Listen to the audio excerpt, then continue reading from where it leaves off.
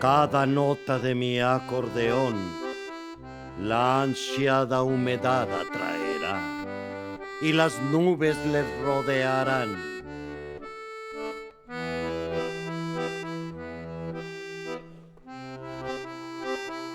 Atraerlas puedo, contenerlas no.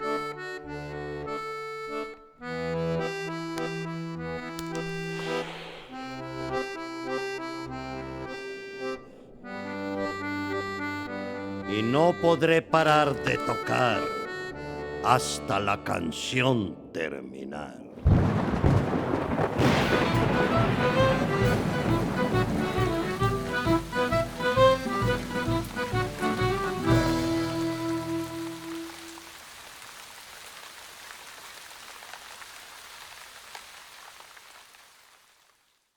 Bienvenidos a un nuevo episodio más de El Camino de. En esta ocasión me da muchísimo gusto saludar a José Luis Saturno, cineasta torreonense, que recientemente está presentando su trabajo La Melodía Torrencial, un corto animado en técnica stop motion, que ha dado mucho de qué hablar, que ha recorrido muchos festivales alrededor del mundo y también ha sido reconocido como tal. Pero antes de empezar esta plática también quiero agradecer a las personas de este espacio. Nos encontramos en Negativo Café Lab, que se encuentra en la calle Mina, entre Morelos y Matamoros. Pueden venir de martes a domingo a disfrutar de un delicioso café, un postre, la verdad muy recomendable. Aquí Pamela, Adán o Rodolfo les atenderán con gusto. Y además del café y de lo que pueden disfrutar aquí, también cuentan con un laboratorio de fotografía análoga, donde se realizan pues diferentes actividades en torno a esta práctica. Posteriormente también habrá talleres, entre otras cosas, y también es un espacio para las artes aquí, Negativo Café Lab. Actualmente hay una curaduría de una cuenta de Instagram que se llama Torreón Gacho, y alrededor de esta actividad pues ha habido también conferencias, entre otras actividades, y pues todo con el afán de crear un punto de encuentro recreativo, cultural y artístico aquí en el centro de la ciudad. Y pues con ellos también muy agradecidos el productor Miguel Escamilla y un servidor de que nos hayan permitido hacer la grabación aquí en este espacio en Negativo Café Lab. Y ahora sí, pues empezamos esta plática con Saturno. Pues ahora sí que hemos tenido ya la oportunidad de platicar en otras ocasiones, en la radio, también en el teatro, en la presentación precisamente de su cortometraje. También ahí tuvimos la oportunidad de platicar. Y ha sido un poquito más institucional, ¿no?, el trato, pero pues ahora quiero que sea más personal, más ahora sí que sin lineamientos, que puede ser completamente tú, Saturno. Digamos que es una conversación que ha ido evolucionando, ¿no? Exacto. En radio fue conocernos, creo que... E ir directo al grano, ¿no?, respecto a La Melodía Torrencial. Claro, claro. Y en por ejemplo, fíjate, ahora sí que voy a empezar con una duda que tengo. José Luis Saturno. ¿Saturno es apellido, es tu nombre, nombre artístico? ¿De dónde viene Saturno? Es una larga historia, pero realmente es un apodo. Es un apodo. De muy niño, tenía como 12 o 13 años más o menos. Una especie de insulto que de alguna manera se mantuvo. ¿Un insulto? Sí. No, creían que era raro, pero bueno, cosas que pasan de la infancia, ¿no? De la adolescencia. Y lo adoptaste y dijiste, soy Saturno. Y lo hice mío. Exactamente. Y así es como te conocen. Digo, ahora sí que te conocen así alrededor del mundo, porque sí, en los créditos finales de tus producciones dice José Luis Saturno. De hecho, mi correo electrónico de Hotmail de esa época es José Luis Saturno. Saturno, mi ya primer se quedó. correo electrónico siempre. Sí, porque te digo, en las entrevistas anteriores que tuvimos, la verdad me quedé con esa duda y dije, ¿por qué Saturno? ¿Será un sobrenombre, un nombre artístico, un apellido? No, dije, nombre artístico es muy difícil desde de tan chico calcular eso, y probablemente no lo hubiera hecho si hubiese sido consciente, pero bueno, una cosa llevó a la otra. Y ya te quedaste como Saturno. Y así te quedarás. Así me quedaré. Así te podemos, así identificaremos tus futuros trabajos, ¿no? Por favor. Y también otra cosa que me llamó la atención cuando platicamos en la radio, que también lo dijiste así muy por encima, digo, como en esa plática pues íbamos directo al punto, ¿no? Que era hablar de La Melodía Torrencial, que ya llegaremos a esa parte. Pero también te dije, ¿cómo fue tu experiencia, ¿no? En tus inicios, desde que decidiste estudiar cine? Y me dijiste, pues no pasaba del chavo que andaba en el campus vendiendo figuras de plastilina. Bueno, no tanto, más bien fue en la primaria. Ahí comencé. A mí en mi casa me dijeron, ¿sabes qué? Eso que quieres hacer es muy caro. No te lo podemos financiar, no te podemos comprar una cámara, pero te podemos dar plastilina. si demuestras algún tipo de habilidad, quizá un día te podamos dar la cámara. Entonces Tuviste que hacer méritos para ganarte el estudio. En mi casa siempre fue todo en méritos. No puedo hacer... No me puedo obtener algo sin méritos. Entonces, pues eso. Empecé a hacer figuras con plastilina. Tomaba revistas o veía televisión y copiaba las figuras. Las ponía en una caja de zapatos. Me las llevaba a la primaria. Y ahí empezaba a vender figuras. A hacer rifas de figuras. ¿En serio? Había seguros de vida de figuras. No, yo tenía un negociazo ahí en la primaria. ¿Figuras de qué personajes hacías? La mayoría de lo que había en la revista de Club Nintendo. Fundamentalmente era eso, que era lo que estaba Personajes de videojuegos. Sí, básicamente me la pasé haciendo eso. Lo cual es un poco curioso porque yo no juego videojuegos. No tengo ni siquiera consolas realmente. Entonces, pero estás familiarizado, sabías que eso le gustaba a tus compañeros. Y eso era lo que ofrecía. El dinero recabado, yo en esa época, siendo muy pequeño, me gustaba ver las noticias. Entonces yo notaba cómo el dólar constantemente subía de precio. Entonces yo lo que hacía era que agarraba la cantidad de pesos que pudiera, le pedía a mis padres que me compraran dólares y yo los guardaba. Al paso de 7 años de primaria, se reunieron $1,000. Con ese dinero, cuando estaba en la carrera, financié el Mimo y la Mariposa Negra. ¿En serio? Sí. Que El Mimo y la Mariposa Negra es también un cortometraje en técnica stop motion, muy chido, la verdad, muy padre. Si lo quieren ver, sí está en YouTube, ¿verdad? Sí, está disponible. Está en YouTube y... ¿Esa fue, por así decirlo, pues, tu ópera prima, El Mimo y la Mariposa Negra? Yo diría que sí, porque el primer cortometraje con el que empecé a festivalear era estudiantil. Yo en Metano. Y sí hay una clara diferencia de lo que hice en la universidad contra El Mimo y la Mariposa Negra, que fue justo al graduarme. Ok, ese ya fue, digámoslo... Pues sí, ya en términos de profesionalización, El Mimo y la Mariposa Negra fue la primera obra. Sí, aparte fue el primer el cortometraje que me puso en festivales miembros de la FIAP o festivales calificadores al Oscar. De hecho, El Mimo y la Mariposa Negra se fue a 52 festivales en 24 países al final. Entonces fue una manera de comenzar mi carrera. Y en este caso, ahora sí que cuando hiciste los méritos suficientes en tu casa para que te dieran el visto, ahora sí que la palomita para estudiar cine, tú ya ibas enfocado en la animación, ¿verdad? ¿A ti te llamaba la atención la animación desde entonces? Bueno, voy a ver un poco más para atrás, por cierto. En mi casa, desde donde gustes, ni siquiera recordaban haberme dicho que me iban a comprar una cámara. Yo llegué a los 12 años y desde los 4 hacía figuras. Entonces, ya han pasado 8 años cuando me va a llegar mi cámara. No tienen idea, no se acordaban. Pero compraron la maldita cámara y yo empecé a hacer algunas cosas en casa, algunos ejercicios. Yo aplico a la Universidad de Concordia. Nada más ahí, no apliqué a ninguna otra. Y mandé mi portafolio de arte para entrar a la carrera de producción cinematográfica. Curiosamente me llega a mí una carta que me dice que ni siquiera entré a competencia. Ni siquiera, básicamente... Ni el primer filtro.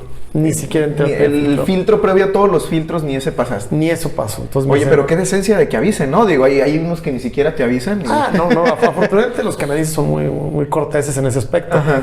Pero bueno, la primera parte del correo electrónico me explica por qué quedé fuera. Paro y estoy a punto de borrar el correo cuando me digo, bueno, ya llegaste hasta acá, ¿por qué no intentar leer toda la explicación? De algo te puede servir para tu siguiente intento. Continúo leyendo y me dice, no obstante, el headmaster de la carrera de animación sí está interesado en tu portafolio, pero notamos que no nos pusiste como una opción.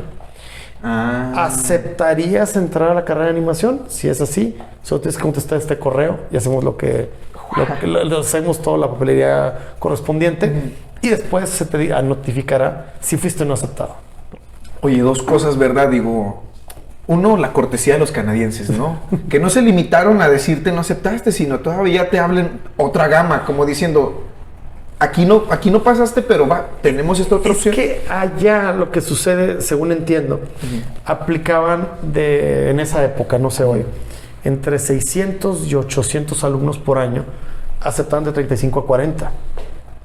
Se reúnen los headmasters a revisar los portafolios, deben de tener algún equipo que los acompaña. Y ellos empiezan a negociar. A veces dicen, sabes que yo lo quiero, y todas las 3 facultades lo quieren el alumno, y las 3 le ofrecen la entrada. Entonces el alumno decide con cuál se va a quedar. En otros casos, a lo mejor un headmaster dice, a mí me interesa ese portafolio, y el de otro lado lo cede y no pasa nada. En mi caso, pareciera ser que el portafolio llega y le interesa el de animación y me jalan a ese lado. Es lo que intuyo, no me sabré la historia completa. Y tal cual como te lo decía, además de esta cortesía de parte del personal de la universidad, pues tú también te tomaste la molestia de leer todo el correo. Bueno, eso era lo mínimo que podía hacer, ¿no? Después de todo lo que, de todo, bueno, yo durante años hice mi portafolio de arte, entonces era lo mínimo que podía hacer, leer el correo completo. Y viste ahí la oportunidad, ¿qué dijiste? Dije, de aquí soy. Magnífico, acepto animación. Después del primer año, abandono esta facultad y me voy a producción. ¿En qué año te fuiste a Canadá? 2004. El 28 de agosto de 2004 llegué a Canadá. Sin embargo, después del primer día de clases, ya está, me quedé en animación. Inmediatamente dije, yo no me paso a producción. ¿En serio? O sea, así de drástico fue, pues. Es que... De contundente lo fue. Lo que pasa es que la animación no es un género, es una técnica. Entonces, todo lo que veíamos de narrativa era lo mismo que veía la gente de producción, pero aprendías una técnica extra. Entonces, para mí era perfecto, matabas 2 pájaros de un tiro. Yo ya hice un cortometraje live action y no estudié la carrera propiamente de live action, pero las dos cosas son lo mismo. Te proporcionan las mismas herramientas, al final de cuentas, como tú dices. Mataste 2 pájaros de un tiro. Exactamente. Y cuéntanos, ¿cuánto tiempo dura la carrera de animación? En mi caso fueron 4 años porque, cuando eres estudiante de allá, canadiense, pasas por un proceso llamado el CEGEP, que es como college. Son creo que 2 años. De ahí puedes pasar a la universidad y haces otros 2 años, 3 años. Son 90 créditos. Normalmente la gente hace unos 24 créditos por año, pero puede ser 30 por año y acabar en 3. En mi caso, como estudiante internacional, me decían, no, tú como no hiciste CEGEP, tienes que hacer 120 créditos al año. Entonces empecé a hacer 30 créditos por año durante 4 años. Y así fue como me gradué. Y una vez que terminas, ¿qué dijiste? Yo me quedo aquí para continuar con futuros proyectos. Claro, aparte, toma en cuenta que yo me quedo en un momento de particular violencia en el país. Digo, ahora irónicamente no se compara con lo que vemos hoy. No, para nada. Ahora es más todavía. Sin embargo, para ese momento era inusitado, entonces lo primero que hago es aceptar la visa de trabajo por 3 años y me quedo allá. Y luego pido la residencia y así fui avanzando y me quedé. Hice mi vida allá. Y desde el momento en que sales de la universidad, ya te empezaste a involucrar en proyectos. ¿O empezaste tú con iniciativas? No. De hecho, mi graduación, puede decirse, fue muy desafortunada. Me graduó ya con me parece que eran unos 10 festivales internacionales y empiezo a aplicar a trabajos y no me están aceptando. De hecho, unos directores muy famosos, no voy a decir qué película es, pero hice una película para National Film Board que fue nominada al Oscar y ellos fueron los primeros con los que tuve una entrevista. Y básicamente me humillaron en la entrevista. Gratuitamente, no había razón alguna. Fue una cosa muy extraña. Y por darte una idea, yo llego a la entrevista, marcaban que era a las 10 de la mañana. Toco la puerta al 5 para las 10. Me abre uno de ellos, me dice, muy bien, espera ahí. No había dónde sentarse en el pasillo. Y me dejaron parado ahí durante 45 minutos. Y yo podía escucharlos platicar. Estaban platicando de su día. Anécdotas. Una plática trivial, o sea, no estaban ocupados, vaya. No, riendo y todo. Y me dicen, finalmente abren la puerta y puedes pasar. Y la entrevista fue muy desagradable. Entonces, yo seguí buscando empleos y seguí siendo rechazado de los empleos. Pero.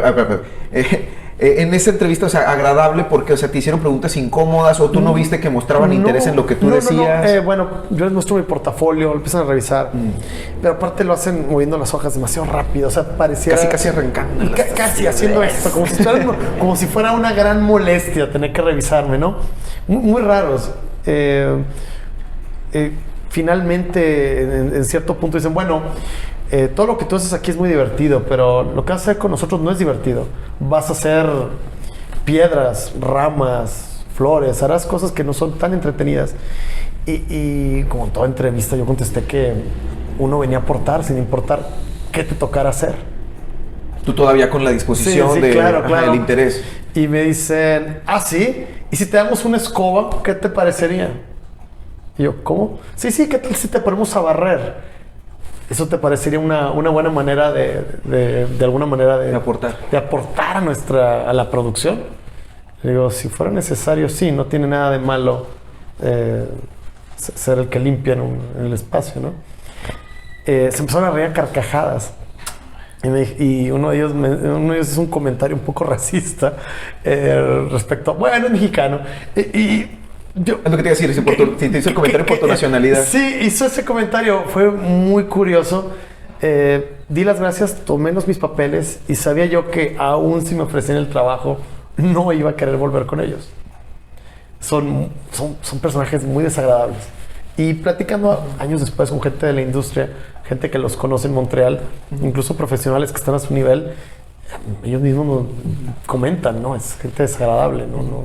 Fíjate, y aún con este tipo de tropiezos, Saturno, porque podemos considerar esa desagradable experiencia como un tropiezo, ¿no? Para alguien que va empezando. Aún con ese tropiezo, con esa experiencia desagradable, ¿cómo te motivaste a continuar? No, bueno... ¿No te desmotivaron de alguna manera? ¿Eso se mantuvo intacto? Sí, porque mi vocación por la carrera era una cosa y mi interacción con el entorno es otra. Entonces, pasa esa situación, aplico más empleos, pero ninguno me llaman de vuelta. Termino básicamente desempleado un par de años porque no salía nada. Aplicaba a otra clase de empleos y obviamente no tenía el perfil o no tenía la carrera o no tenía la experiencia. Entonces, pues no estaba encontrándolo. Me pongo a trabajar en Mimo La Mariposa Negra, a producirlo por mi cuenta. Comencé en 2008 esa producción y la terminé en 2011. En 2008 es cuando nace Enjambre Hexagonal, que Enjambre Hexagonal es la casa productora que funda José Luis Saturno, y es ahí cuando nace Enjambre Hexagonal. Ahí nace Enjambre Hexagonal, pero oficialmente se presentó hasta el Mimo y La Mariposa Negra. Hasta entonces no se ha presentado. Entonces, pues tuve un par de años desempleado, pero yo me la pasaba leyendo, estudiando, iba a la biblioteca, conseguía textos, revisaba cosas en internet. Básicamente yo seguí educándome de alguna forma y produciendo el Mimo y La Mariposa Negra. Terminamos en 2011 y explota otra vez. Muchísimos festivales, más con la primera película. Viajo un poco, me voy un tiempo a Italia. Ahí nace La Melodía Torrencial. Regreso a Montreal, aplico más empleos y siguen sin llegar empleos. Aún ya con estas credenciales que habías obtenido con el Mimo y La Mariposa Negra. Terminé trabajando en una tabaquería. La verdad, llego a una tabaquería y sí, tenía mis laureles de todos los festivales que tenía en mi vida, que ya rebasaban 60 en ese momento. Y aún así, no encontraba empleo. No me llamaban de vuelta. O sea, simplemente no pasaba. Digo, tomando en cuenta que en Canadá hay una industria importante cinematográfica. Simplemente ya está ahí alguien que le llama como una corriente, una tendencia al cine de Quebec, ¿verdad? Lo hay, pero... Aún así, con ese auge, las puertas no se abrían. Empecé a aplicar a fondos para producir La Melodía Torrencial. Canada Council, Quebec Council, SODEC, Bravo Fact. Creo que esos fueron todos. O sea, seguramente incluso apliqué a mi propia universidad para hacer una maestría con ese proyecto. Ya tenía storyboard, Lake Reel, una banda sonora de prueba. Ya se podía escuchar perfectamente hacia dónde íbamos. Hasta teníamos una narración de prueba y no lo agarraban. No agarraron el proyecto y yo sigo en una tabaquería. ¿En la tabaquería qué hacías? Básicamente era el encargado de la caja, vender cigarrillos, habanos, revistas, barrer precisamente, limpiar el mostrador, cerrar la caja en la noche, dejar el dinero. O sea, cosas totalmente ajenas a... no, naturalmente, ¿no? Me tocaba a veces atender a mis propios profesores de la universidad. Fíjate. A veces llegaban, uno de ellos, yo lo acabé contratando después. Eric Goulet, fue mi mentor en la universidad. Para mí me dolía más el que mi propio mentor me viera trabajando en la tabaquería y no haciendo cine.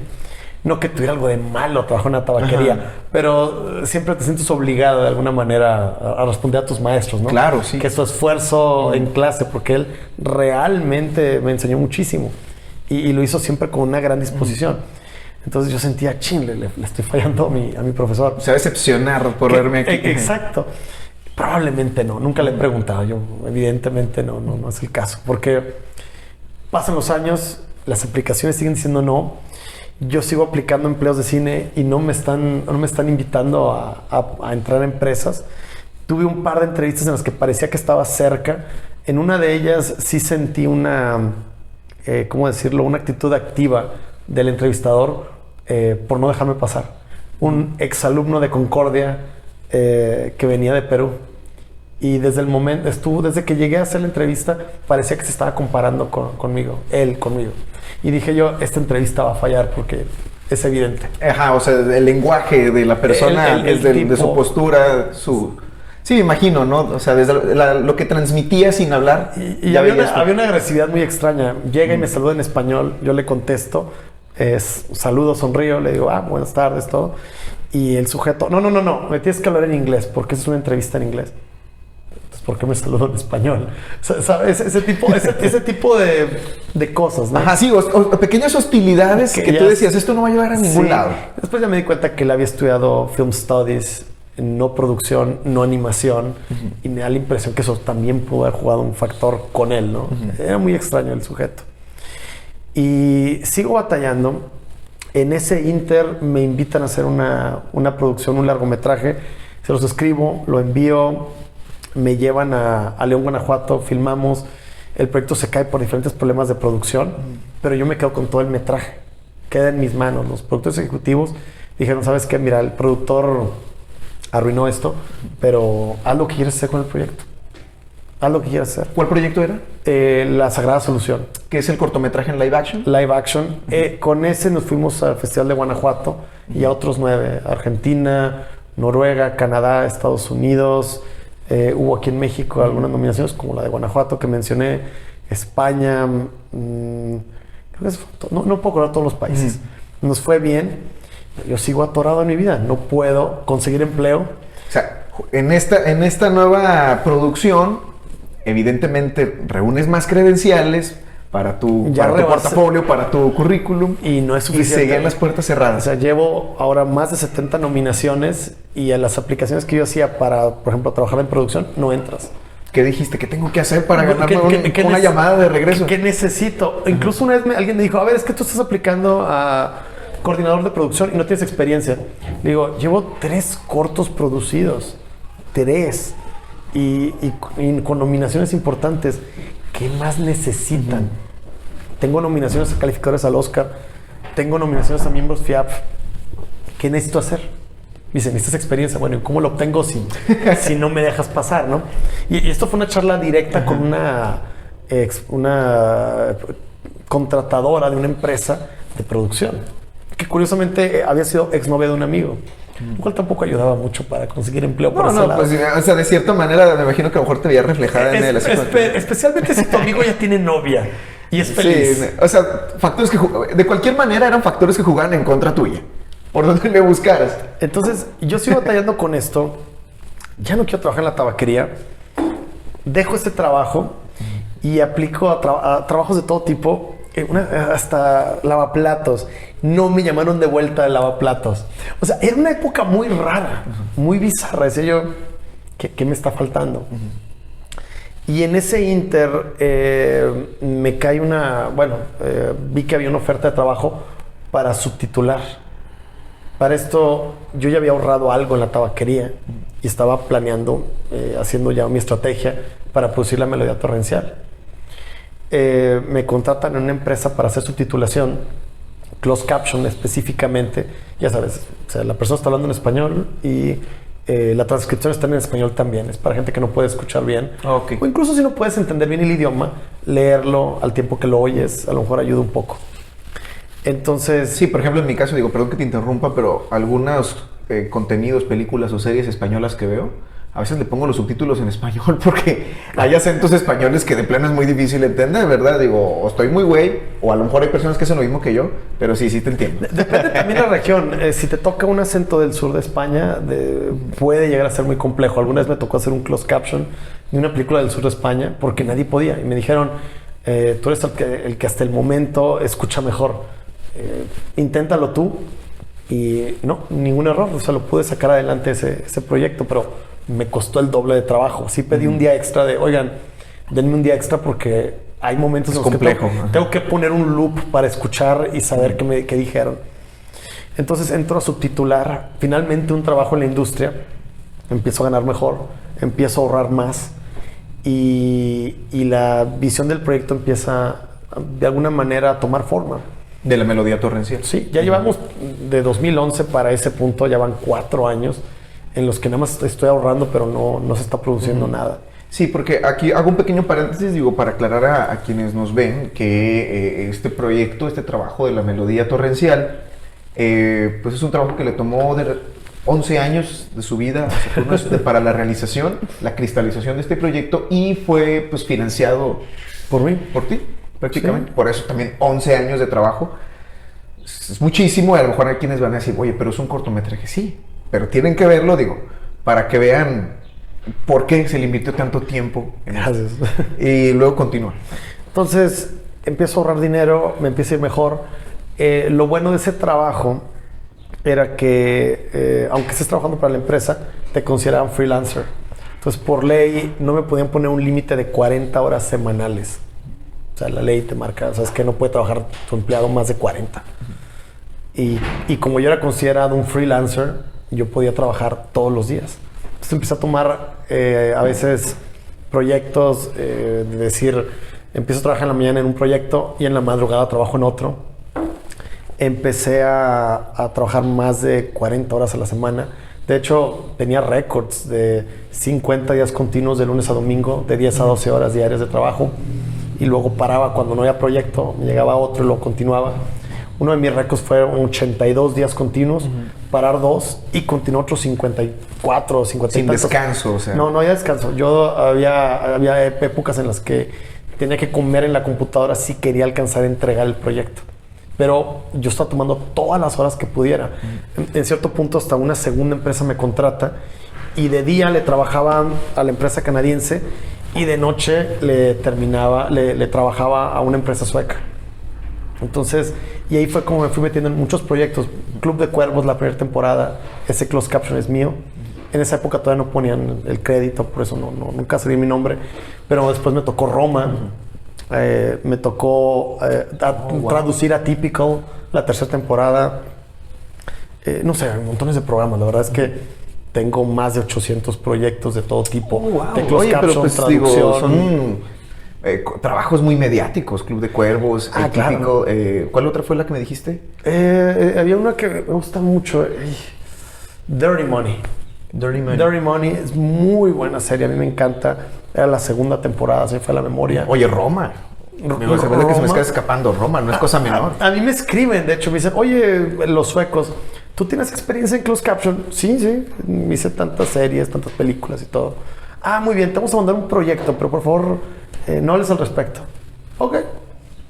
Pasa el tiempo y llega y empiezo a ver la película y digo, oh, mira, qué película tan agradable, me está gustando, ¿no? Qué pena que no le van a dar nada, porque era una película, se veía tan pequeña, tan sincera, tan íntima, que yo pensé, esto no es mainstream, pero yo la disfruté. Pero ojo, yo la vi a mediados de agosto. Esa película ganó a finales de agosto Venecia, se me fue la memoria. O sea que yo el concepto que tengo de la película, o sea, a diferencia de muchas personas que antes de verla sabían que había ganado en Venecia, que había participado en múltiples festivales, que ya iba para los Óscares el siguiente año, yo veo una película que no tengo idea de qué va a pasar con ella. O sea, hay películas que a mí me llegaron a llegar, que trabajé, que eran considerados de alto perfil y que desaparecieron. Queen of Catway, por ejemplo, me la entregan y parece que va a ser una gran película con Lupita Nyong'o y yo nunca la vi ni siquiera en cines. No, a mí tampoco me suena, la verdad. Ni siquiera llegó. Y Roma era el mismo caso. Era otra película que parecía que podía pasar desapercibida por el público. Y no, la película creció muchísimo, floreció. Fue un fenómeno. Fue un fenómeno. O sea, el punto, digo, si mal no recuerdo, yo recuerdo, creo que fue la primera producción de Netflix que aquí en México sacaron de la plataforma para llevarla a los cines. Sí, y de hecho fue la primera también con la que se ganan un Oscar importante. En el caso de Club de Cuervos, me dijeron, este es un programa de alto perfil y cumplió con las expectativas. Esa primera temporada tuvo un gran éxito. Y así, o sea, yo seguía ahorrando, armando mi proyecto. Para entonces, no parece que esté pasando nada con mi carrera a nivel personal, pero yo sigo produciendo poco a poco piezas. Contrato a dos magníficos constructores, incluido mi profesor. Mi profesor es experto en estructuras metálicas internas, lo que es ball and socket. Hizo todas desde el Principito. Le ofrezco el proyecto, acepta y le pago. De ahí me conecta una amiga que está haciendo una película para National Film Board con Laurent Crechony y con Émilie Bélanger. Ellos habían pasado por el Principito y múltiples proyectos de National Film Board. Son increíbles. Les ofrezco el proyecto. Bueno, le ofrezco el proyecto a él. Él lo rechaza. Dice, ¿sabes ¿Bajo qué argumento? No tienes suficiente dinero. Y le digo... Casual, ¿verdad? No tienes suficiente dinero. Le digo, mira, yo te voy a pagar con dinero y con tiempo. ¿Qué es eso? Bien sencillo. Tú me vas a decir, te voy a dar a decir la cifra que tengo. Tú me dices para qué me alcanza. Uh-huh. Y tú lo trabajas en tus ratos libres. Y hasta donde tope. Y cuando tú vuelvas a ahorrar, así igual. Exacto. Junté tanto dinero. Y me dice no. Estíralo hasta donde me dice no y se va. Pero amablemente nos damos la mano y todo. O sea, no, o sea, al final fue una conversación muy, muy franca y yo agradecí que se tomara su tiempo porque charlamos por lo menos unas 2 horas. No nada más negociando, sino también platicamos del Cristal Encantado y películas que nos gustaban de los 80. Tenemos algunos puntos en común. Afinidades ahí. A los 2 o 3 días me llegó un mensaje de él preguntándome si puedo ir a su estudio en la mañana, creo que la mañana siguiente. Sí, ¿cómo no? Llego y ahora sí me empiezan a preguntar del proyecto, en forma, ¿no? ¿Puedes decirnos más detalles? ¿Puedes mostrarnos esto? Y ya con la esposa presente me aceptan el trato. Aparte yo pagaba con una tercer vía, crédito. Digo, en ningún trabajo te van a adelantar un salario, a menos que hayas acabado. Sí te van a pagar el 50%, pero el otro 50% no. Conmigo no. Si tú tienes un problema, tú te comunicas y yo te adelanto tu salario. Lo que yo con eso te voy a pagar tiempo, crédito y ¿qué más podrías pedir en una industria como esta? O sea, tuviste que hacer labor, ahora sí que mercadológica. Es que tenía yo que flexibilizar al máximo, porque también para ellos es también un gran riesgo tomar un proyecto pequeño. No saben a dónde va a llevar el proyecto. Pero a ellos les gustaba la historia, les gustaban los personajes, les gustaba todo el diseño concepto. Y el diseño de producción que yo les proponía, porque yo llego y les dije con mucha precisión, vamos a jugar con tenebrismo, lo vamos a mezclar con pintura simbolista, quiero este tipo de trazo en mi diseño, este tipo de colores, no, aléjense de expresionismo alemán, aquí tienen estas referencias y entregué mucho material con el que yo para una charla muy, muy divertida y ellos aceptan el proyecto. Duraríamos yo creo que unos 3 o 4 años. Y fíjate, Saturno, aquí en este punto vamos a retroceder un poquito porque hace ratito me dijiste que la melodía torrencial nace en una estancia que tuviste en Italia. Sí. ¿Cómo nace la melodía torrencial? Digo, porque lo mencionaste así, no, allá en Italia nace la melodía torrencial, pero me quedé así como que con esa espinita. ¿Cómo nace? Toma en cuenta que cuando el Niebla Mariposa Negra tiene éxito, yo era pues, un estudiante recién graduado, me invitan, me dicen, bueno, somos un festival viajero, te vamos a dar un lugar donde dormir, parte de tu vuelo de avión y tú solo pagas las comidas. Entonces, solo tienes que llegar. Felicidades, estás nominado. ¿Te gustaría venir? pregunto en mi casa, oigan, ¿me apoyarían para llegar? Prometo no gastar mucho. Yo, de hecho, comía, no exagero, de 6 a 10 euros de comida diaria. Desayuno, comida y cena. ¿Cómo le hacías? ¿Quién sabe? Pero tú estirabas esa cantidad para 3 comidas. Exactamente. Incluso, bueno, le aviso a mi equipo de trabajo que hay esta oportunidad. Ellos deciden que si quieren ir. Viene el compositor, viene el postproductor y viene la directora de fotografía. Y nos vamos todos. Llegando allá, hacemos equipo con otros cineastas que iban a filmar durante el festival, porque es un viaje, en esa época era 2 meses completos. 2 meses. Imagínate cambiar de ciudad cada semana o cada 4 días, dependiendo del tamaño del sitio. Descansado. Dormí en un catre durante 2 meses, comiendo con 6 euros y así. La manera en que lo hacíamos estirar era que entre todos compramos una estufita. Y allá lo que sobra es pasta. Entonces, comíamos mucha pasta. O sea, pasta al pesto. A mí me sigue gustando, pero necesito tener muchas ganas para poder comer, porque era abre el pesto, pone la pasta, dale vuelta, ahí está la comida. O sea, ya estás así como que hasta harto, ¿no? Sí, o sea, oigo pasta al pesto y siempre es... Sí, me recuerdo, me veo a mí mismo en una banqueta de algún pueblo italiano comiendo. Y me pasaba muy seguido. Yo para esa época ya hablaba italiano. Entonces pasaba que a veces llegaba gente que me veía con el gafete y me decían, oye, ¿qué haces aquí? Y digo, vengo por un festival. Soy cineasta, sono regista. Director, ¿cómo no? Y me invitaban a su casa a comer. Gente del pueblo. Entonces, sí, pasaba. O a veces conocía mexicanos, me invitaban a comer. Entonces, a lo mejor yo había podido pedirle más a mis padres, pero tampoco quería exagerar ese apoyo. Entonces, viví como vago todo ese viaje. Tenía comida, mi ropa estaba limpia, pero no había para nada. Para nada más. O sea, solamente lo básico y ya. Hubo gente que me decía, ¿no me trajiste un recuerdo? Digo, o sea, un recuerdo de 5 euros. ¿Sabes lo que implicaba para mí?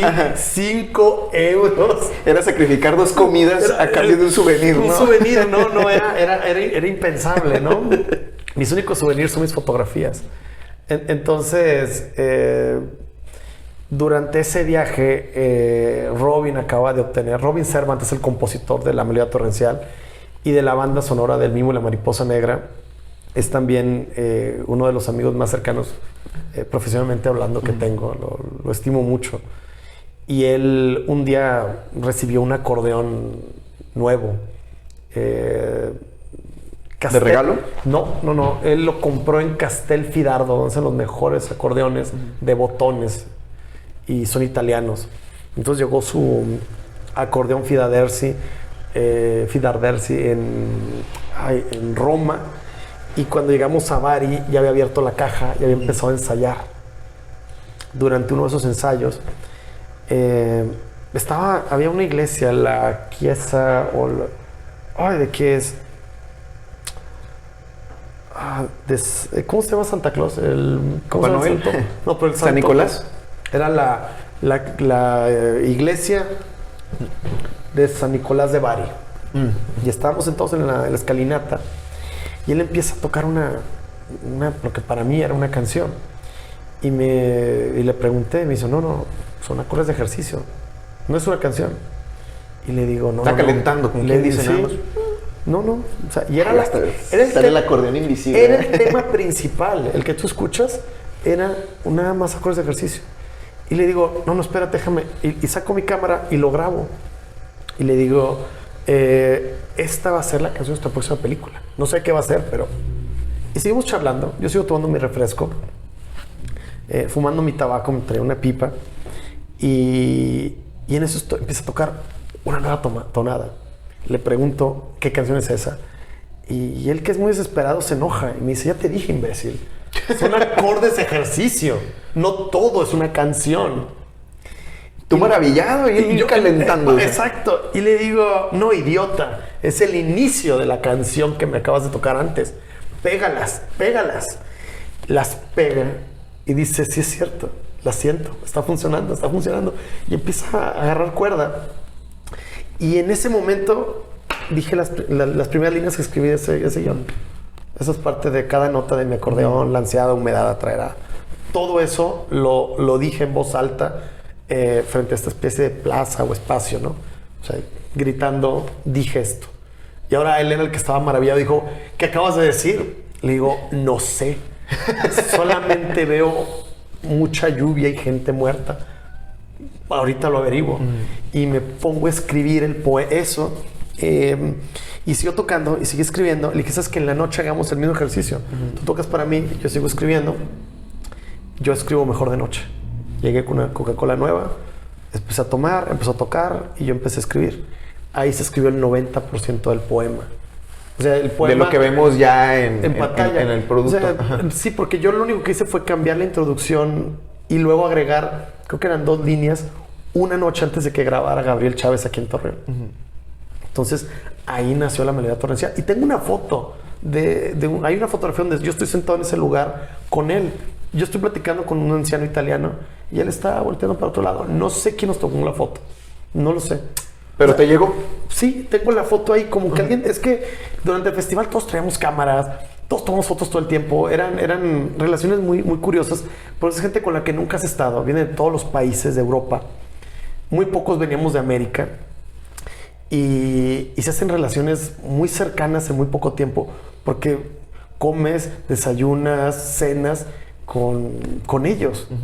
Y duermes a un lado de ellos. Porque cada vez que llegamos a un lugar nuevo, convertían una escuela en un hostal.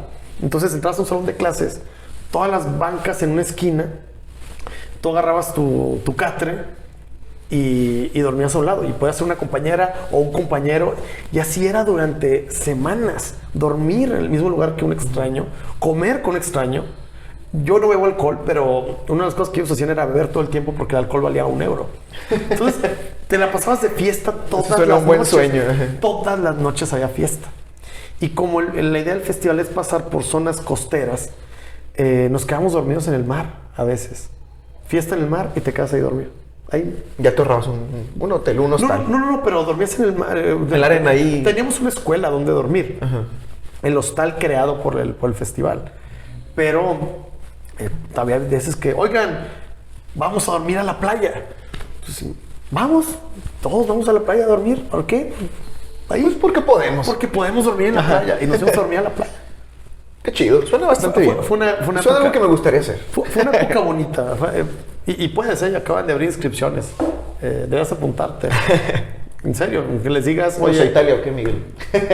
Entonces, sí lo recomiendo bastante. Entonces, ya han pasado muchos años. Ya estoy negociando estos precios. Ya estoy empezando a pagar la película. Y un contacto me lleva a otro.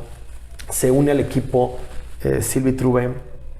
Yo ya había tenido a bordo a Jan Benalush desde el principio, que era mi storyboarder y que animó mi película El Mimo y la Mariposa Negra. Él también fue un factor fundamental. Es un amigo a nivel personal, pero también una alianza profesional muy importante para mí.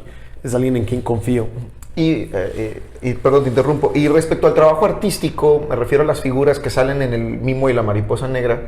¿También son los mismos artistas que participan en la melodía torrencial? El Mimo y la Mariposa Negra, yo los construí. Son creaciones tuyas. Esos son míos, esos los hice yo. Pero wow, están muy para padres, la melodía torrencial yo quería algo más grande, quería otra clase de materiales. Y yo, aunque puedo esculpir, no puedo hacer esa clase de moldes. No cuento con los, ¿cómo llamarle? Los hornos. No cuento con el equipo ni el conocimiento para hacer algo de más sólido, ¿no? Como esta cabeza de Fluvio, que es de un tipo de polímero. No me acuerdo exactamente cuál. Entonces... Fluvio es el personaje principal de la melodía torrencial. Exactamente. Entonces, pues eso sucede. Se va armando el equipo, se va fortaleciendo. Yo continúo trabajando en subtitulación. 2 empresas, a doble turno. Yo me ahorraba en todo el tiempo, porque realmente la producción estaba jalando demasiado de mi salario. Yo a lo mejor invertía arriba del 50% de mi salario al año. O sea, para mí fue una situación de decir, bueno, si voy a entrar a esto, más vale competirle a las producciones de IMCINE, competir a las producciones de National Film Board, a las producciones de Quebec Council, Canada Council, Básicamente de todos los lugares donde no había podido tener acceso. Y así siguió la historia. Finalmente terminamos la película. Bueno, llegó la pandemia, se baja el nivel de trabajo que tengo y empiezo yo a tener menos fuerza económica para seguir avanzando. Pero Robin Servant y su equipo dijeron, no, pero no te preocupes, esto se va a acabar ya. O sea, Ya estaban enganchadotes, ¿no? ya fueron 10 años, o sea, ya, no hay problema. Y No hay marcha atrás. Robin grabó toda la música en su casa. O sea, el diseño sonoro y todo, él agregó los sonidos, hizo todo ese trabajo y trajo a toda su banda. Gente que está en el Rimouski, donde por fortuna vamos a presentar el cortometraje este próximo marzo. O sea, una de las dos hogares de la melodía torrencial son, bueno, uno de los tres hogares, perdón, Montreal, Rimouski y Torreón. Aquí grabo. Que ahí también, digo, perdón que te interrumpa, pero entra un aspecto que me aclaraste recientemente, ¿no? Justamente en la presentación que yo dije, es una producción México-canadiense y tú no. Todo el cortometraje se financió en pesos, todo es mexicano íntegramente. Aunque algunas partes se hayan hecho en Canadá, es mexicano el producto. Exactamente. Canadá rechazó el proyecto. Ellos no quisieron financiarlo. Ahora, cuando llegamos al Festival Fantasia, sí competimos como locales, pero porque son consideraciones distintas. Una producción adquiere su nacionalidad basado en la producción, de dónde viene el capital. Pero un festival puede decir, a ver, si el director es mexicano, la película se considera mexicana y puede entrar a sección mexicana. En mi caso, yo soy legalmente residente canadiense. Mi equipo son nacidos en Canadá. Se filma una parte de la película. Entonces yo pregunté al festival y me dijeron, no, tú entras a la sección canadiense de este festival. Por esas características. Por eso es que hay gente que dice, bueno, pero tú ganaste una sección de Quebec. ¿Por qué? Bueno, porque... Por los criterios del festival. El criterio del festival lo permite. Ahora... pero es lo mismo en México. Por ejemplo, el Festival de Morelia tuvo una producción con financiamiento francés, hablada en francés, pero dirigida por una mexicana. Y es considerada película pieza mexicana. nacional. Exacto. Y me parece más que justo. Sin embargo, en términos reales, en términos de financiamiento, la película es francesa. Y es justo darle el reconocimiento a la nación de donde proviene el capital. La película de Batman de Christopher Nolan, no dices coproducción anglo-estadounidense, solo porque filmaron algunas cosas en Inglaterra, o porque el director es inglés, o porque el protagonista es inglés. Christopher Nolan es inglés, ¿verdad? Según yo. La verdad no sé. Según yo es inglés. Sí. Ojalá no me falle, pero sí, según yo es inglés. Sí, ahí la verdad también me agarras en curva. Solamente recuerdo que James Cameron es canadiense. Ah, bueno, sí. Que hace cine gringo, por ejemplo, cine estadounidense. Exacto. O sea, las producciones de James Cameron son ubicadas en el mainstream de Hollywood, a pesar de que él es canadiense, ¿no? Sí. Ahí hablamos de que están financiadas por Estados Unidos. Así es. Entonces, empiezan a grabar en la casa de Robin toda la música, terminamos la banda sonora y estamos listos. Ya acabamos una película, ya tenemos un cortometraje y la sorpresa cae de Croacia, uno de los 3 mejores festivales del planeta, históricos. Está celebrando su 50 aniversario y está invitando a la melodía torrencial a competir. Es la única película mexicana en competencia. El Zagreb Film Festival, ¿no? No, Animafest. Animafest Zagreb, sí, cierto. Animafest Zagreb. Entonces, imagínate. ¿Cómo te cae esa noticia? No, bueno, fue una gran alegría, pero tengo que admitir que muy al principio no sentí nada.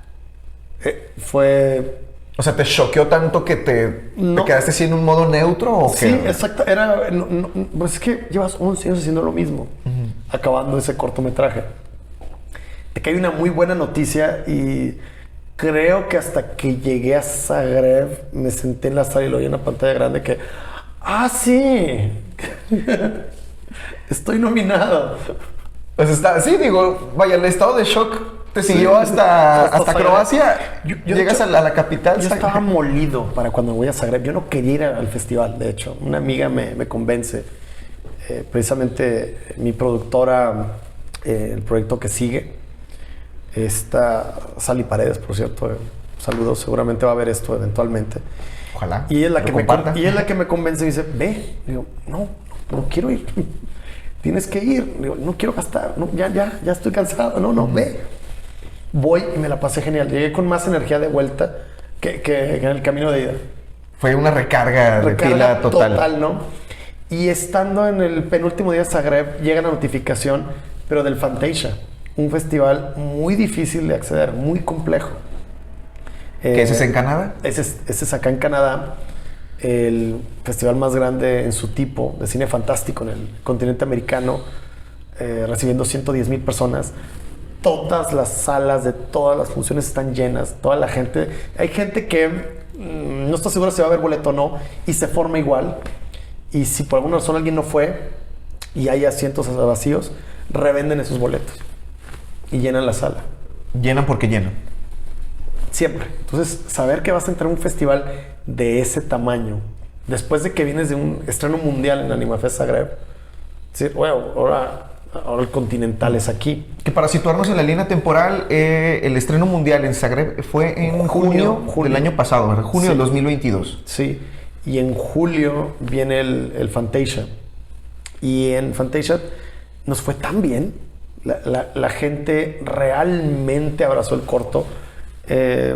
Muy similar al comportamiento que tuvieron aquí en el Teatro Nazas. Muy similar. La gente aplaudiendo al ritmo de la música durante los créditos. Cuando yo bajo, haciendo montones de preguntas, centrados totalmente en la mirada torrencial. ¿Y cómo hacen esto? ¿Y cómo hacen lo otro? ¿Y cómo pasó esto? ¿Y por qué no viene?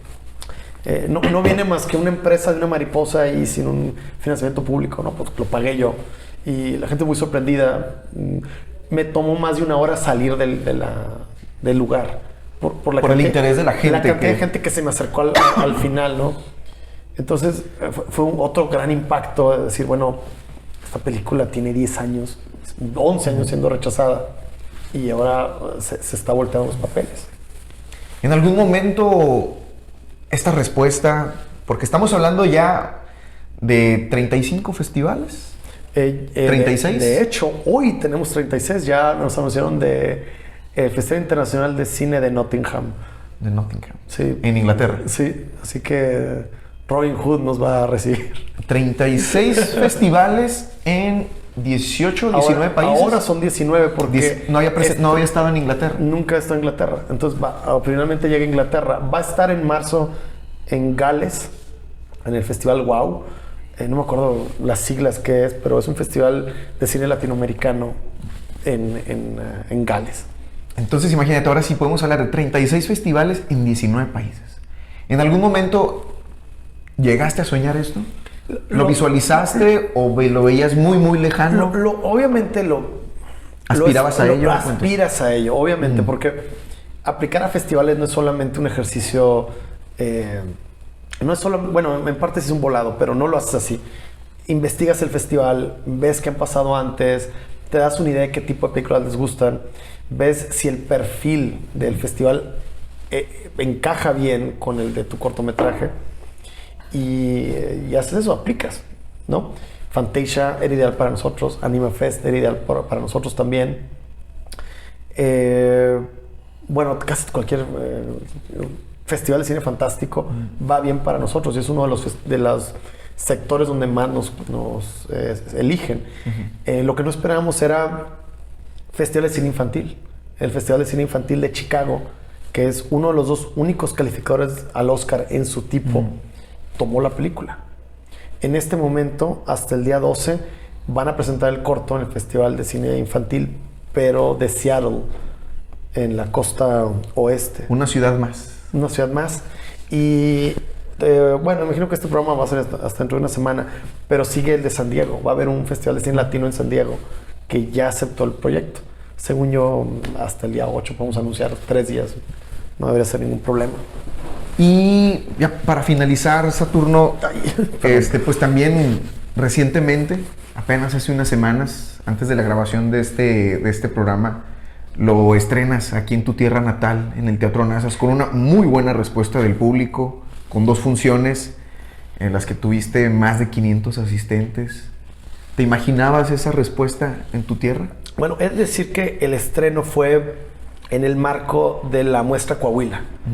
Ah, bueno, digo, pero específico en Torreón.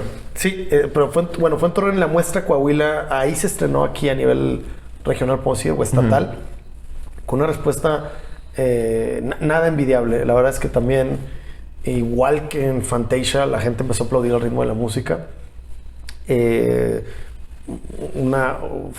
¿Cómo decirlo? Lo cogieron de una manera muy positiva al final de la presentación. Cuando viene el Teatro NASA, pensaba, bueno, una cosa es llegar a una sala donde tienes múltiples cortometrajes y cada equipo puede llevar a familiares y amigos. Yo tenía mis dudas de si podíamos llenar o podíamos tener esa cantidad de gente. Entonces fue un gran impacto también porque yo la verdad creí que íbamos a ser 50 personas. Yo como yo me veía en esa charla, yo nos veía llegando a la conclusión de que debíamos sentarnos en la orilla del escenario. ¿Por qué todos iban a caber ahí? Porque nosotros vamos a estar enfrente de 50 personas. Eso es lo que me imaginaba. Entonces, primer función, aquí se ve arriba de 150, eran 160. En la siguiente función, parecen 300, eran 340 los que entraron, pero ya empezando a averiguar un poco más, hubo mucha gente que se quedó en la primera función. Entonces tuvimos mucha más gente, o sea, gente que hizo doble función. Que aprovechó... Un ex compañero de la primaria y amigo me dijo, yo me quedé 2 veces porque mi niña no se quería ir. Fíjate. Entonces, ¿en serio? O sea, sí, no se quería ir. Superó por completo tus expectativas. Exactamente. Entonces, fue muy emotivo llegar a ese punto. Decir, bueno, qué bueno saber que le alegró el día a alguien el proyecto, porque al final... sí, sueñas con tener o esperas que haya aceptación y vengan festivales para que se vea el proyecto y abra las puertas a nuevos proyectos en el futuro, ¿no? Pero no hay manera que puedas prever estas cositas que hemos ido describiendo. Y luego de esta, pues digo, estamos prácticamente la mitad del recorrido antes del primer aniversario del estreno de La Melodía Torrencial. Digo que estamos a unos 5 meses de que se cumple un año del estreno en Zagreb. El tráiler se estrenó hace casi un año. El día 22 de febrero estrenamos el tráiler. Sí. Y en este punto, ¿qué viene para José Luis Saturno en el corto plazo, en el futuro? Bueno, aún nos queda mucho por hacer con La Melodía Torrencial. Yo calculo que todavía deberíamos tener algunas nominaciones hasta octubre, quizá noviembre de este año. Normalmente los cortos tienen 1 año o 2 de vida. El nuestro por lo menos debería llegar a finales de este año. Obviamente hay que atender eso. Hay que ir a los festivales que se pueda. Pero mientras tanto yo estoy trabajando en el siguiente proyecto. Ya tenemos un guión, ya tenemos algunas ideas. Ahora hay que ir explorando las posibilidades de financiamiento.